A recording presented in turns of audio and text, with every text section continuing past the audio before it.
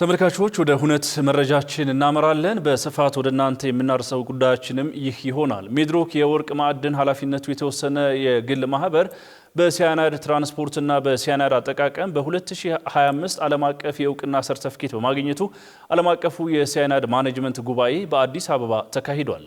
በኢትዮጵያ ለመጀመሪያ ጊዜ በተካሄደው በዚህ ጉባኤ ላይ ከ14 የተለያዩ የዓለም ሀገራት የተውጣጡ ኩባንያዎች ተሳትፈዋል። ባልደረባችን ልዑል አለማየሁ በዚህ ጉባኤ ላይ ተገኝቶ ተከታዩን ዘገባ አሰናድቶልናል። እሱን ተከታትለን እንምጣ።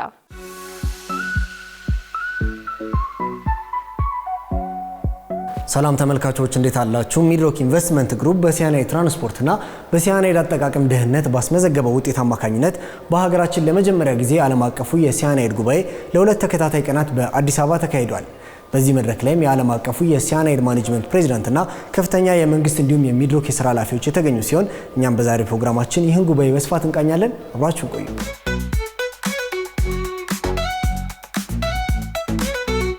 ይሄ ዘርፍ በእኛ ሀገር በጣም ከፍተኛ እድገት እያሳየ የመጣ ዘርፍ ነው ሁላችሁም እንደምታውቁት እና ዘርፉ ሲያድግ አካባቢውን ጠብቆ ማህበረሰቡ ጤንነቱን ጠብቆ እና ለአካባቢው ሰዎችም ተገቢውን ጥቅም አስገኝቶ መሆን አለበት። ቀጣይነት የሚኖረው እንደዛ ሲሆን ነው።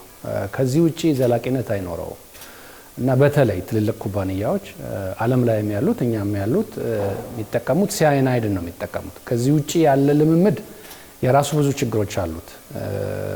በአጭር ጊዜ በቀላል ወጪ ጥቅም ሊያስገኝ ይችል ይሆናል፣ ነገር ግን ጉዳት ያስከትላል። አካባቢው ላይም ህዝቡ ላይም ጉዳት ያስከትላልና ሚድሮክ ለዚህ ለወርቅ በተለይ እንግዲህ አሁን ዛሬ እንትን ያለው በወርቅና በብር እና በእንደዚህ አይነት ሚኒራል ዘርፍ ላይ ነውና ሌሎቹም ትላልቅ ኩባንያዎች አሁን ስራ ላይ ያሉት ወደፊቱም የምናስመርቃቸው በዚህ ኮድ ይሄንን ኢንተርናሽናል ኮድ ሰርቲፊኬሽን አግኝተው ይሄንን ኬሚካል ከምርት ጀምሮ ከትራንስፖርት ጀምሮ ስቶር ከማድረግ ጀምሮ መጠቀምን ጀምሮ እስከ ማስወገድ ነው። ይሄ ኮዱ ፕራክቲሱ እያንዳንዱ ነገር ሰርቲፋይድ በሆነ ፕሮሲጀር ብቻ ነው የሚካሄደው። በየጊዜውም ኦዲት የሚደረግ ነውና ይሄ በጣም ፕሮፌሽናል የሆነ ዓለም አቀፋዊ አካሄድ ነው እና ሚድሮክ ይሄንን ሊደርሺፕ መውሰዱ በጣም ትልቅ ነገር ነው። ሌሎችም ኩባንያዎች ትምህርት እንዲወስዱ ነው። ብዙ ከ12 ሀገራት ከትልልቅ ኩባንያዎች የመጡ በዚህ ዘርፍ ላይ የሚሰሩ ተቋማት አሉ ዛሬ እዚህ። ስለዚህ ይሄ በአፍሪካ የሚደረግ ትልቅ ወርክሾፕ ነው።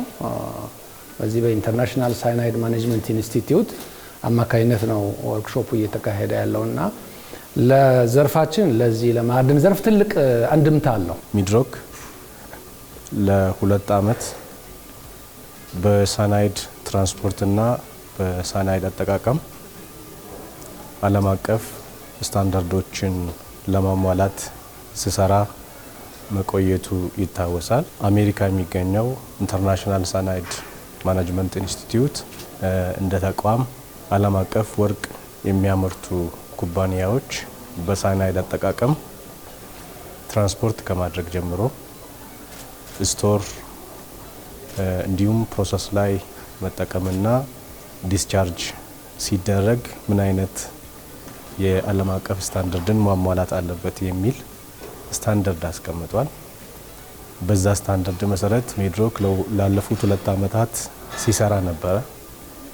ዛሬ እየተካሄደ ያለው ወርክሾፕ እንደ ሀገርም እድሉን ያገኘ ነው።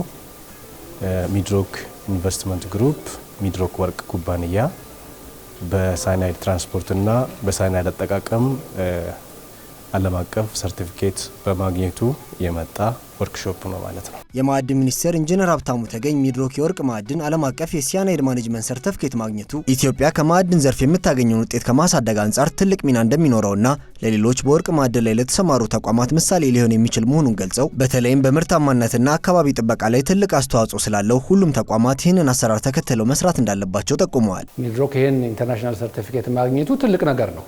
ለኩባንያውም ጥሩ ነው። ወደፊት እድገቱ ይህንን ጠብቆ ይህንን ስርዓት ግሎባል ስታንዳርዱን ጠብቆ መስራቱ ጥሩ ነው። ለኢንዱስትሪውም ቀጥሎ ላሉ ኩባንያዎችም በጣም ጠቃሚ ትምህርት ነው። ለምንድን ነው ሳይናይድን የምንጠቀመው? በትክክል ከተጠቀምነው ይሄንን ኮድ ከተጠቀምነው ዲግሬድ የሚደረግና እንደገና ለአካባቢው ጠቃሚ የሚሆን ነገር ነው። ተፈጥሯዊ ይዘቱን ቀይሮ ቶክሲክ መሆኑ ቀርቶ ለምሳሌ ተጠቀምነው ውሃ እንስሳት የሚጠጡበት አትክልት የሚበቅልበት ይሆናል። ምን ተጠቀመው ኬሚካል ይሄ ሌሎች ከሳይናይድ ውጪ ያሉ ኬሚካሎች ለወርቅ ብዙ ሪኮመንደብል አይደሉም። ስለዚህ ባዮዲግሬዴብል የሆነ አካባቢን ሳይበክል በትክክል ፕሮሲጀሩን ተከትለን ማስወገድ የምንችለው ስለሆነ ነው። ይሄንን ኬሚካል በተለይ ትልልቅ ኩባንያዎች በጣም ከፍተኛ ኢፌክቲቭ የሆነ ኬሚካል ነው። እስከ 97 በመቶ ድረስ ነው ወርቅ ኤክስትራክት የሚያደርገው። ይሄንን ኬሚካል ስንጠቀም መጠቀም የሚያስገድደን ለዚህ ነው። አንድ በጣም ኤፊሽንት ነው፣ ሁለተኛ ደግሞ ዲግሬዴብል ነው በትክክል ይሄንን ፕሮሲጀሩን ስንጠቀመው እና ትልልቅ ኩባንያዎች ይሄን ኬሚካል ነው መጠቀም የሚችሉት ኤፊሽንት መሆን ስላለባቸው፣ ነገር ግን ስርዓቱን ደግሞ መከተል አለባቸው። ምርጫም የላቸውም እና ይሄንን ሰርቲፊኬትም ማግኘት አለባቸው። በዚህ ዘርፍ ላይ ዘላቂነቱን ነው ሰርቲፋይ ያደረገው ሚድሮክ። የሚድሮክን አሪያ ሌሎቹም መከተል አለባቸው። ምክንያቱም ይሄ ነው፣ ሌላ ምርጫ የለም። ከዚህ ውጪ ሌላ ምርጫ የለም። ከዚህ ውጪ የምናረገው አቋራጭ በሙሉ ጎጂ ነው። ለጊዜው ኩክ የሆነ ፈጣን የሆነ ገንዘብ በዚህም በዛም ገቢ ያስገኝ ይሆናል። ዘላቂነት ግን አይኖረው። የዓለም አቀፉ የሲያናይድ ማኔጅመንት ፕሬዚዳንት ፖል ቤትማን በበኩላቸው ፕሮግራሙ ለሀገሪቱና ለአጠቃላይ የማዕድን ኢንዱስትሪው ከፍተኛ ጥቅም እንዳለው ገልጸው ሌሎች የማዕድን ኩባንያዎችም ይህን አሰራር ተከትለው እንዲሰሩ ጥሪ አቅርበዋል። ይህ ፕሮግራም ለሀገሪቱና ለአጠቃላይ የማዕድን ኢንዱስትሪው ጥቅም እንዳለው እናምናለን። ምክንያቱም ፕሮግራሙ በዓለም አቀፍ ደረጃ እውቅና የተሰጠው ነው። እንዲህ ባሉት የኦዲቲንግ ወርክሾፖች አማካኝነት ደህንነቱ የተጠበቀ የሲያናይድ አስተዳደር ያላቸው የማዕድን ኩባንያዎችና የምርት ኩባንያዎች ቁጥር እንዲጨምርም እንፈልጋለን።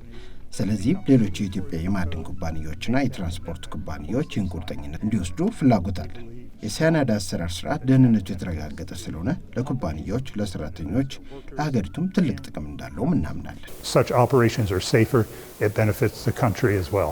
አሁን ይሄ ሰርቲፊኬት ማለት ግሎባል የፕሮሰስ ሰርቲፊኬት ነው እና አካባቢው ሴፍ ነው። ሴፍ በሆነ መንገድ ነው ስራውን የሚሰራው ኩባንያው። ህዝቡ ጤንነቱ፣ ሰራተኞቹ ጤንነታቸው የተጠበቀ ነው ማለት ነው። የማዕድን አመራረት የግድ ይሄን መከተል አለበት። ለኩባንያዎችም ለራሳቸው ጥሩ ነው። እንግዲህ አብሮ ለመስራት የተለያዩ ኩባንያዎችን ዓለም አቀፍ ኩባንያዎችን እንደ ፓርትነር ለማምጣት የተለያዩ ብድሮችና ፋይናንሶችን ለማግኘት ይሄ ጤነኛ የሆነ ፕሮሰስ የሚሰሩ መሆናቸው በራሱ ለኩባንያዎችም ጠቃሚ ነው። ስለዚህ ለሁሉም ጠቃሚ ነው፣ አሸናፊ የሚያደርግ ነው ሁሉንም እና ሚድሮክ እንደ ትልቅና እንደቆየ ኩባንያ ይሄንን ሊደርሺፕ ወስዶ ለሌሎችም ትምህርት መስጠቱ ለራሱም በጣም ጠቃሚ ነው፣ ለኢንዱስትሪውም በጣም ጠቃሚ ነው። ይሄ እውቅና እንግዲህ ቅድም እንዳነሳሁት ለሀገርም ትልቅ እድል ነው። ለሚድሮክ ደግሞ ትላልቅ እድሎችን ይዞ ይመጣል።